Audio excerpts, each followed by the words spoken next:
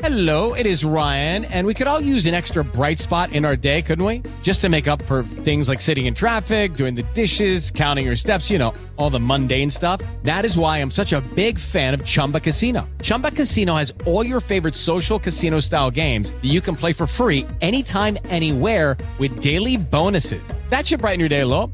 Actually, a lot. So sign up now at ChumbaCasino.com. That's ChumbaCasino.com. No purchase necessary. VGW Group. Void where prohibited by law. See terms and conditions. 18+.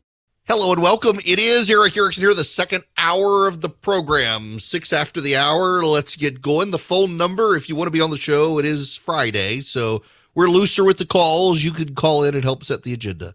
It is 877-973-7425. If you're listening, just as a matter of housekeeping, I'm trying to be polite here.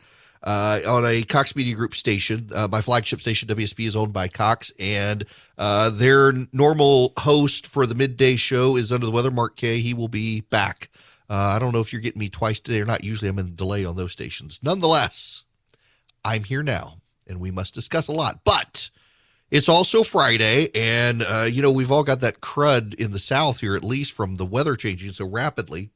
So I'm totally willing to let you guys do some of the talking today just because I can feel my voice just, my gosh, I'm like the only well person in the house, and I'm the one with the concussion. So nonetheless, I'm going to start this hour with Arthur, who has been waiting patiently. Arthur, welcome. Hey, how are you?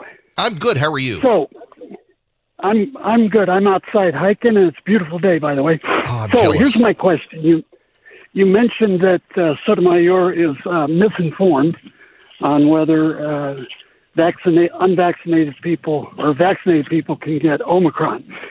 So a couple of weeks ago, you were talking about Biden's chief of staff and how he really does all the work and pulls together briefing documents and makes recommendations and all that. So I'm wondering, is it the same way with the Supreme Court justices, that they just have this big staff of support lawyers pulling stuff together for them, and she just reads what she wants to read? Yeah, look, that could be it. They all have law clerks, and the law clerks help them prepare for oral arguments. They do the deep dives. They do the briefings. Now, the Supreme Court justices tend to read the legal documents themselves and then have others give input, and then they give guidance to the law clerks on how they want the opinion to go, what they want to do, how they want to shape it, et cetera, et cetera, et cetera.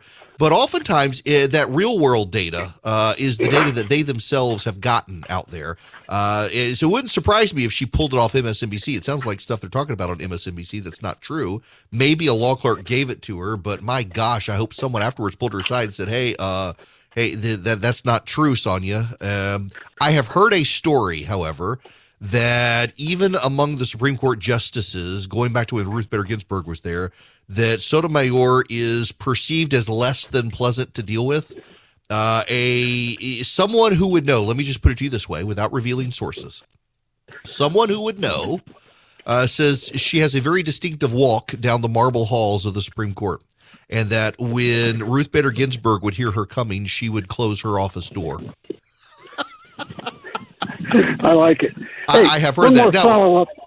Hey, look, Arthur, I gotta ask you, where are you hiking? At the Chattahoochee River National Recreation Area in the Cochrane Shoals unit. That is a gorgeous area, and I'm really jealous. You're outside while I'm inside, and it looks like I got some kind of cloudy but blue skies outside. I need to go hit golf balls after the show now that I'm allowed to. Well, listen, my golf course is closed today, so that's one of the reasons. I'm a volunteer with the park, but my golf course is closed. So I usually hike in the morning and golf in the afternoon. Mine is closed on Monday. I haven't seen a thing. Our golf course got so muddy the other day they had to close it for part of the week because we got so much rain. But all right, I will let you go there. You enjoy the hiking, man. I'm jealous of you though. I appreciate your call. Love the show. Thank you. Thank you. All right. The phone number here, 877-973-7425. Before I get to the rest of your phone calls, though, y'all just be patient with me. We got a lot of stuff to get through in addition to your calls, but I got to deal with something, and I'm sorry. If this doesn't make you mad, I think it should make you mad. And if I'm making you mad by talking about this in the way I'm going to talk about it, then I think there's something wrong with you as much as you might think there's something wrong with me. This is Kamala Harris. I apologize for playing you the Vice President of the United States, but this is what Kamala Harris said yesterday about January 6th. Dates that occupy not only a place on our calendars, but a place in our collective memory. December 7th, 1941, September 11th, 2001, and January 6th, 2021.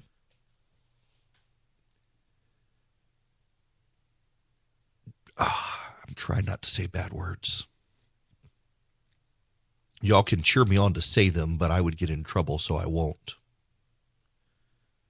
Do you know after 9/11 in New York, they had a problem, and they weren't sure at first how to deal with it? Cars.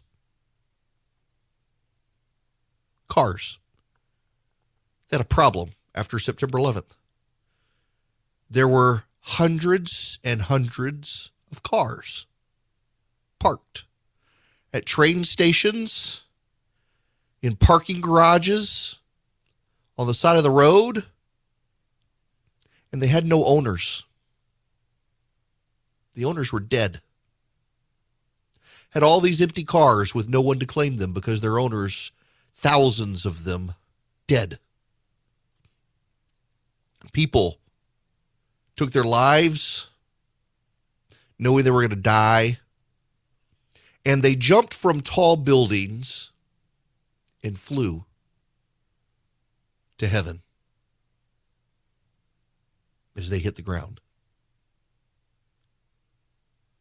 Thousands of Americans died in a terrorist attack. Pearl Harbor, all those Americans died, some drowning, banging on the walls of their ships inside air pockets, begging for help that never came until the air ran out and they suffocated and died. You can go to the USS Arizona Memorial where little bubbles of oil still come up. Americans killed, surprise attack from Japan. Michael Beschloss on MSNBC. I can't play you the audio because it would I would cross a line I can't cross on radio. He compared January 6th to the Holocaust. Do you know the population of Jews on planet Earth today is less than it was in 1930? That's how many people were exterminated by the Nazis. The BBC this morning put up a tweet exploring the decline in Yiddish. Why is Yiddish used so much less now than the mid-20th century or the early 20th century? The Holocaust. Duh.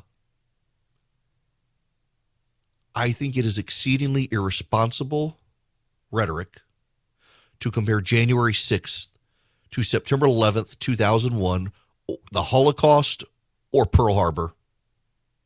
If you can show me the video of people jumping to their deaths from the dome of the United States Capitol to escape the bison helmeted brain biblical donkey, then yes, maybe there's a comparison. But unless you can show me the hundreds of people who jumped to their deaths and the hundreds of cars left behind by owners who no longer exist because they're dead, shut the hell up.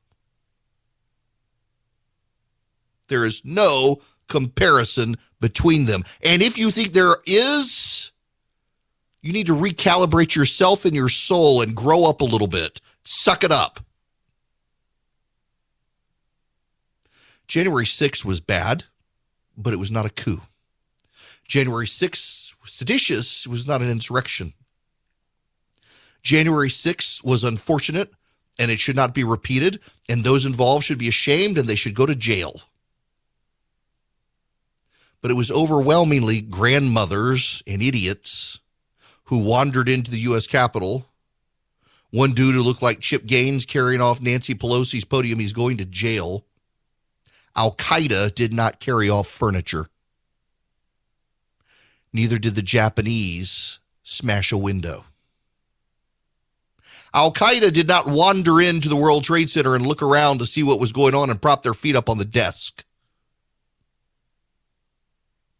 The Japanese did not take a tour excursion to Pearl Harbor and mind the velvet ropes. You know, one of the most profound things about the images of January 6th is all those terrorist insurrectionists staying between the velvet ropes instead of spreading out all over the place like, Al-Qaeda did.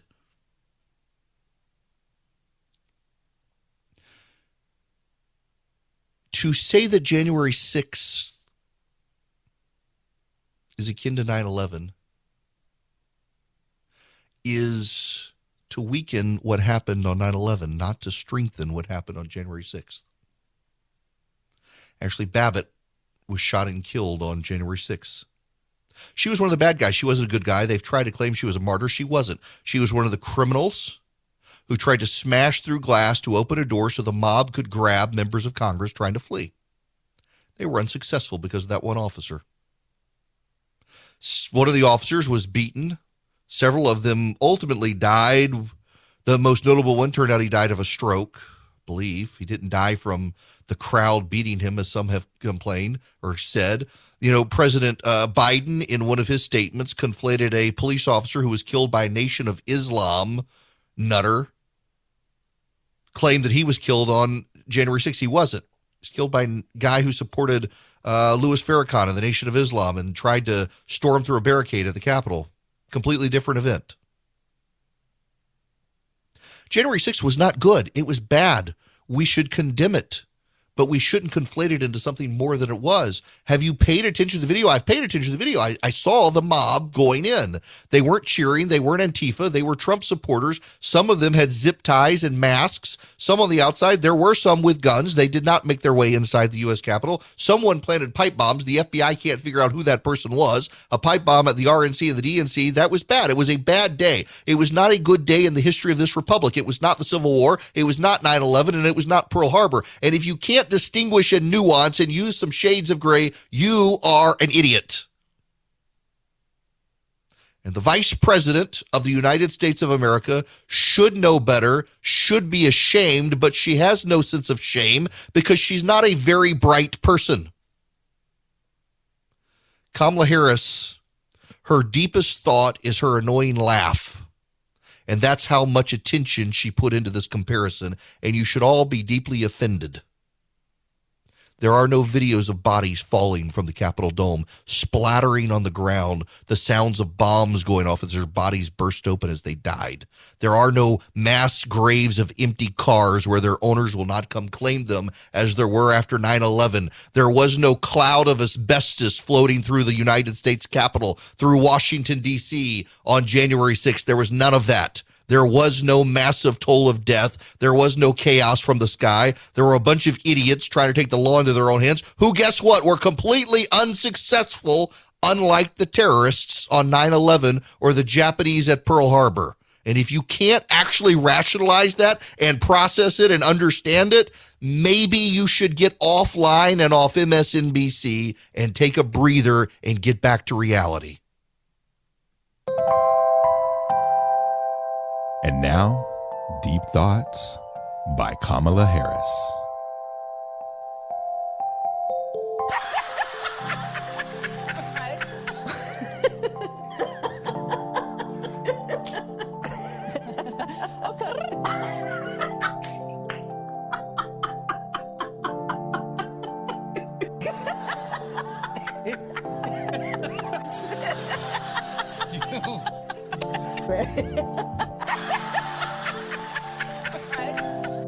That was Deep Thoughts by Kamala Harris.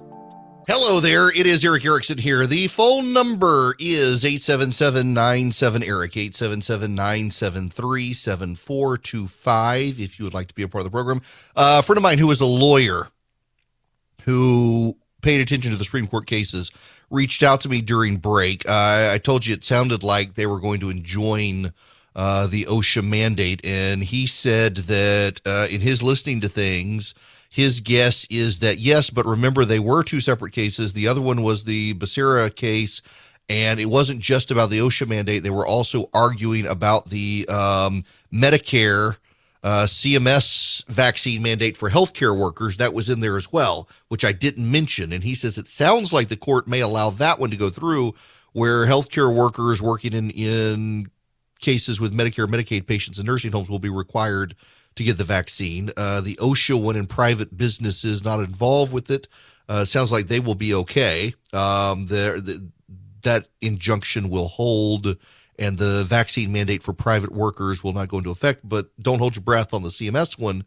Sounds like the court was much more open to that when even Justices Gorsuch, Kavanaugh, and Barrett, and Thomas as well, sounded like Medicare has the authority to impose that vaccine mandate. So we will see where these go. But the wide consensus now from left and right is that the OSHA mandate probably is going to get stopped by the Supreme Court and forced to go down to the district court level and have a full and complete hearing and make its way back up to the court. Now, I want to go quick to the phones, 877-973-7425. Brad, you are going to be up next. Welcome to the Eric Erickson Show. Hey, thanks, Eric. I enjoy your show. Thank you. I just wanted to say I've enjoyed your recipes. I've made the red beans and rice several times. Oh, great. And over Christmas, I decided to make the gumbo. And, of course, I had a lot left over. I have a young lady we adopted and a foster girl that are living with us, and they thought it was a little spicy. But I also have a neighbor who we had hired to do some yard work. He had told me that his wife was in prison. So during those couple of days while I was off for Christmas, I noticed that there was a woman sitting on his front porch. So he had also told me that she was a Cajun. And so I decided to take some of the gumbo, put it in a cup and, kind of cover it up and go over to his house and welcome her to the neighborhood. So when we got there, I had taken two girls with me. One's 10, the foster girl. The other girl's 14. And we pull up and say hello, and this lady comes up, and she is missing several of her front teeth and had a little bit of a Cajun accent still, but she kind of freaked the girls out because she didn't have her teeth. But she also had tattoos. Uh-huh. And yeah, so they actually asked us to pick them up something at the store because they don't have driver's licenses. Uh-huh. So we did, and on the way back, she'd heated up the gumbo and tried it, and she just thought this was fantastic gumbo. She talked about Justin Wilson. Oh, yeah. So I just wanted you to know.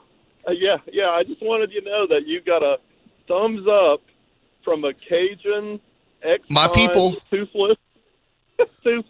Listen, that makes my day. Brad, I got about 30 seconds here, but that makes my day. Thank you so much for sharing that story. If y'all want the gumbo recipe, if you go to ewerickson.com, that's the show website. You can get the live stream. We got a 24/7 feed and a live feed. The live feed is what I'm saying right now, 12 to 3. The 24/7 feed repeats that then from 3 p.m.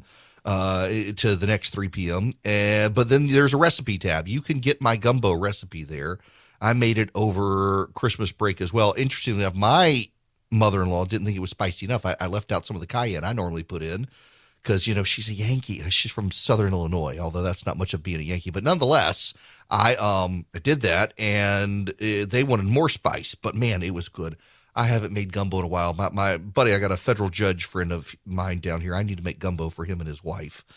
They'll eat it with me. My family won't eat my gumbo because they don't like shrimp and crab and crawfish. But nonetheless, the rest of us do. 877-973-7425 is the number. You can go to ewerickson.com, get that gumbo recipe. We'll be back in a minute. Hello there. It is Eric Erickson here. The phone number is 877-97-ERIC, 877-973-7425. If you'd like to be a part of this here program, it is Friday, so we're more generous on allowing you through. And right now, I want to go to Bob. Bob, welcome to the Eric Erickson Show.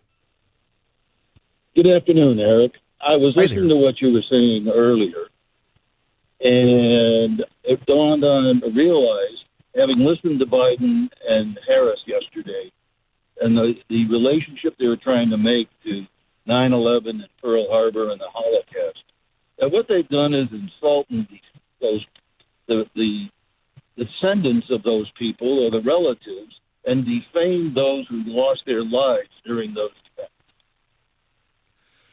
I think that's well said.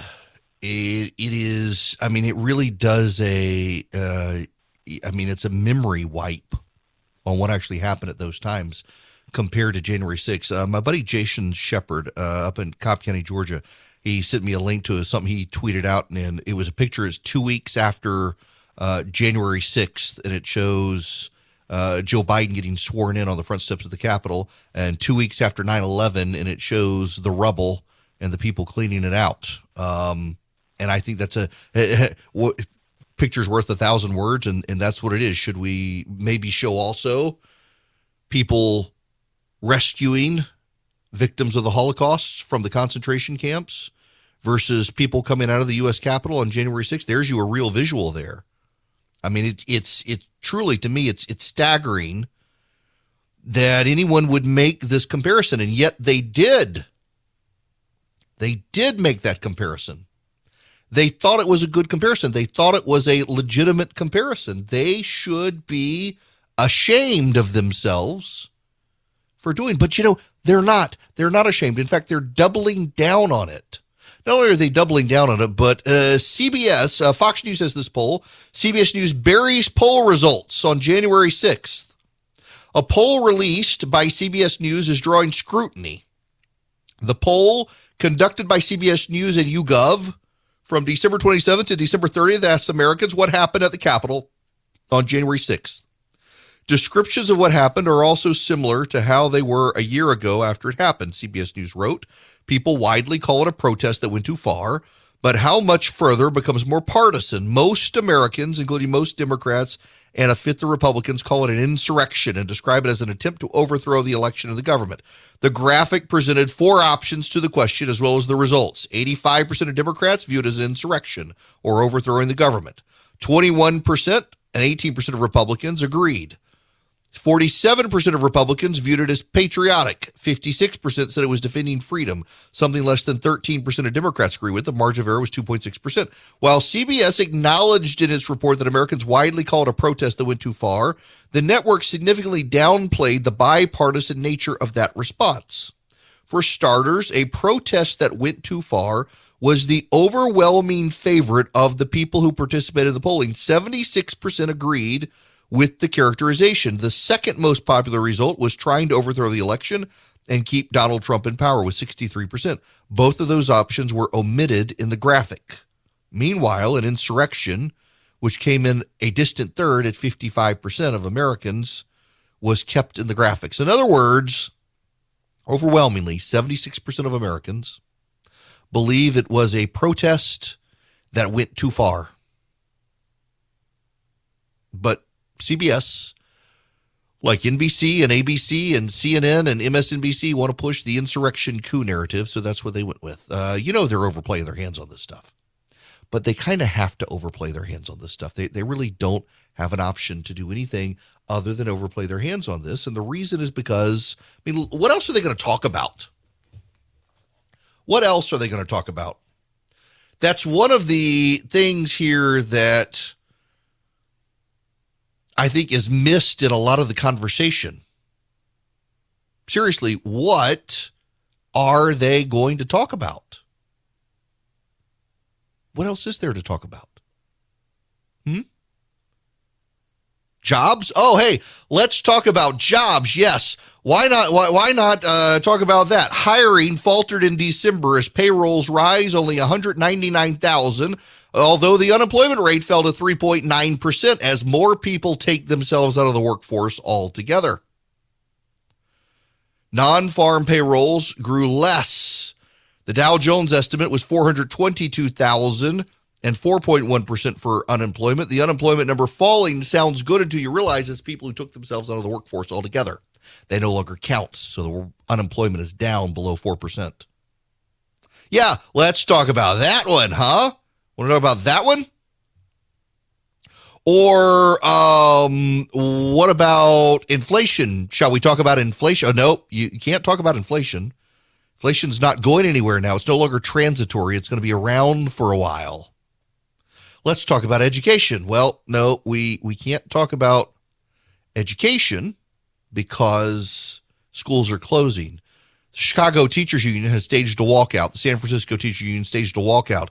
Maryland teachers are trying to get the state to shut down schools indefinitely over Omicron.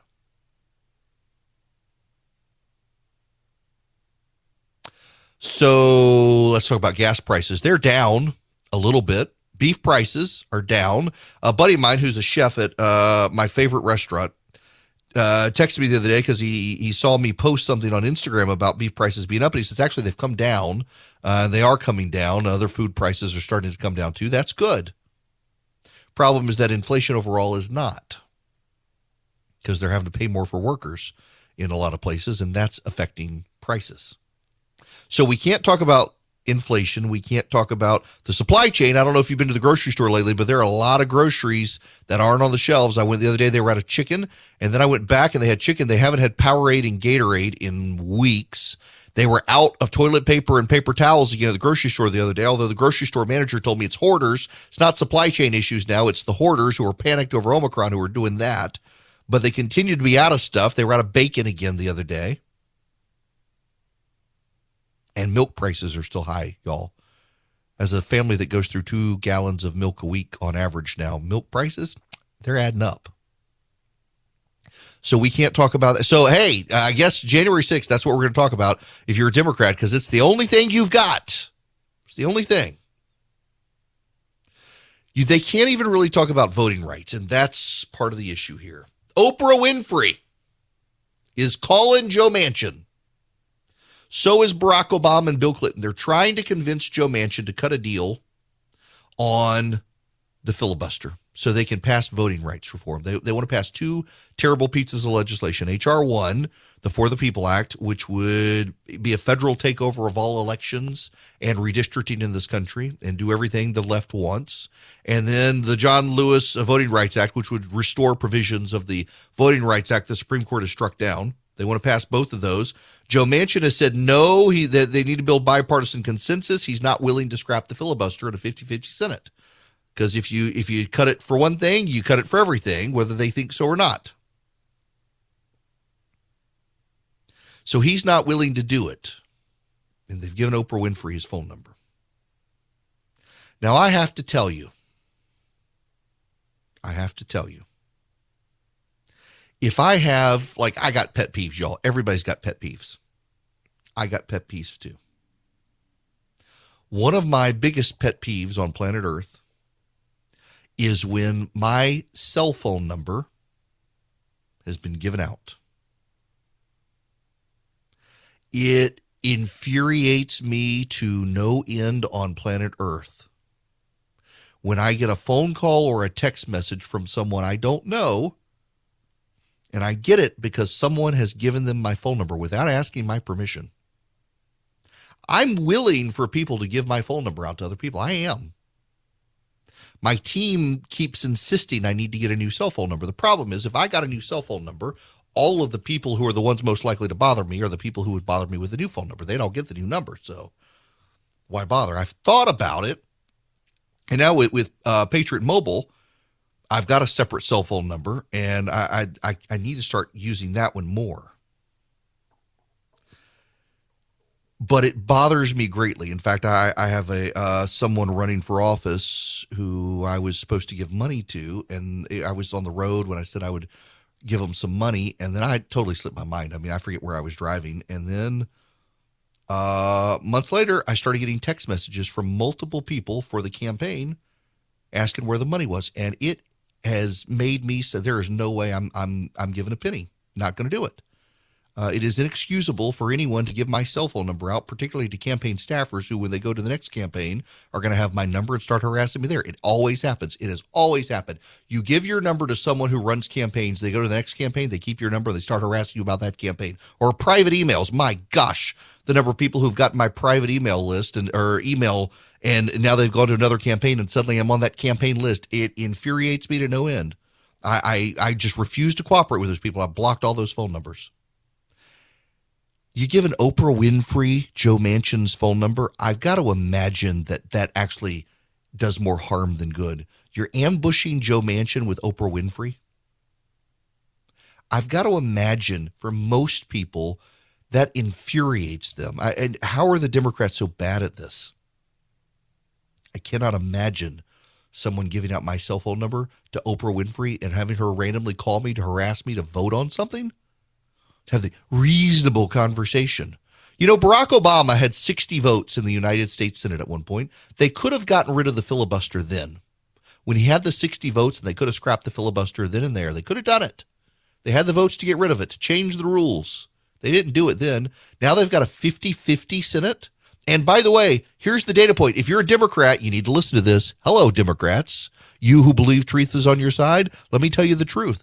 The Democrats used the filibuster more each year that Donald Trump was in office than the Republicans have used with Joe Biden in office. Yes, that's right. The Democrats who now say the filibuster is being abused used it more to block more Republican legislation when Donald Trump was president each year of his presidency that the Republicans control the Senate.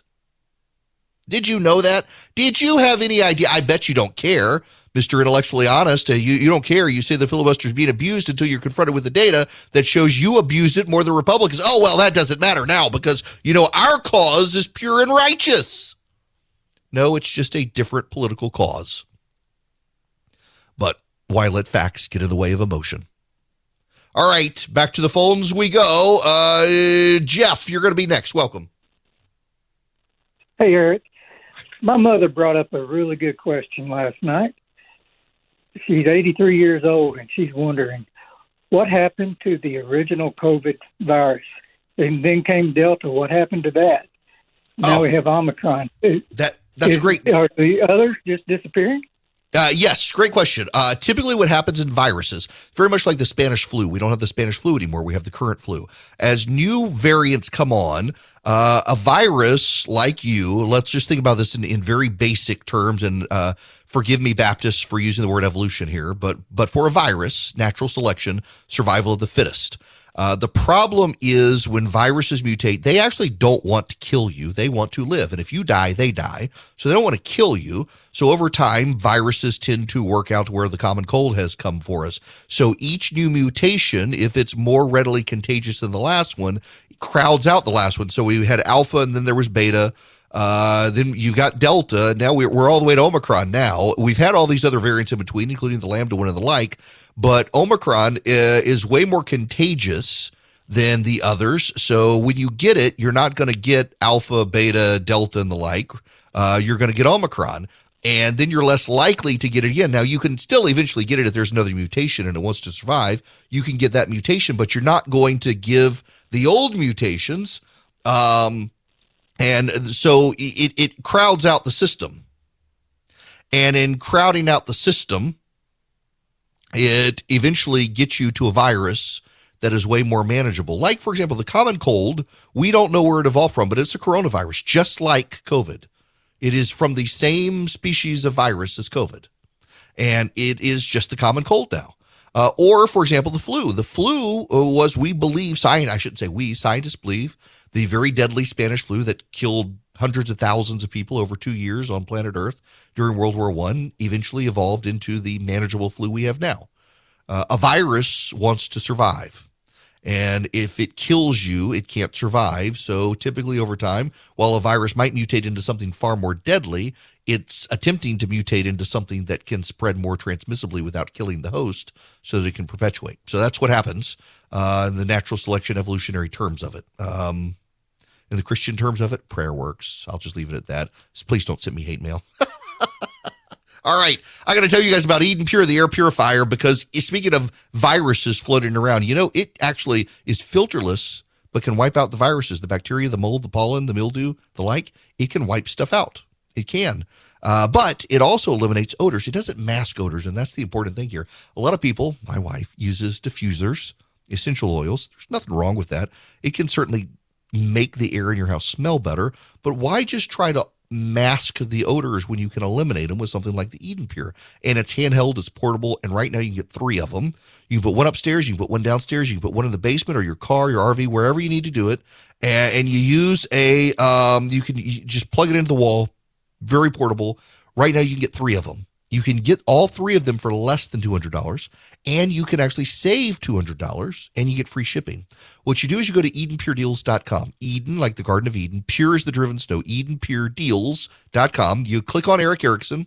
You put through the 3-pack. You'll see the Eden Pure Thunderstorm 3-pack. Put it in your cart. At checkout, you use the discount code. It's ERIC3. ERICK, and the number 3. ERIC3. When you do that, you get $200 in savings. You get all three of them for less than $200, and you get free shipping. EdenPureDeals.com. Click on Eric Erickson. The discount code at checkout, Eric, ERICK, the number 3, no space. Hello there. It is Eric Erickson here. The phone number is 877-97-ERIC, 877-973-7425. You know, we haven't talked about in a while, and Chris, just if you don't mind, I'm talking to one of my callers who's listen while he's on hold. Just bear with me, because I actually want to talk to you about this, but I don't have time right now. I want to do it at the top of the hour. I was going to talk about it anyway. We haven't talked about Afghanistan. You know there's still Americans in Afghanistan? Not only are there Americans in Afghanistan, I was talking to a relief organization the other day, and they're still trying to get people out. And I mentioned this before and just confirmed that I'd heard it right, because I wanted to reiterate it. And this particular mission organization was told that the State Department will not help them unless they commit to diversity in the evacuees. The pause there of silence is intentional for you to process this. The relief organization will not be helped by the State Department unless they commit to a diverse group of evacuees. This particular organization focuses on persecuted Christians. Unless the organization wants to also pull out transgender, gay and lesbian, Muslim, and atheist Afghanis along with the Christians, good luck. They're not going to get any help from the State Department. Other nations are helping more. There are still American citizens in Afghanistan that the United States is not getting out. We got to talk about this, because the data there is terrible. But we also need to talk about Kazakhstan. You know, everybody's talking about January 6th in Kazakhstan. The president there has given shoot-to-kill orders against protesters, will not negotiate with them. They've got a strongman who's been in power since 1994. He's now behind the scenes. He's still really in charge of the current president. He's a flunky of Vladimir Putin. And Putin is sending in troops, and they're complicit in shooting the rioters and protesters, something that was not done on January 6th.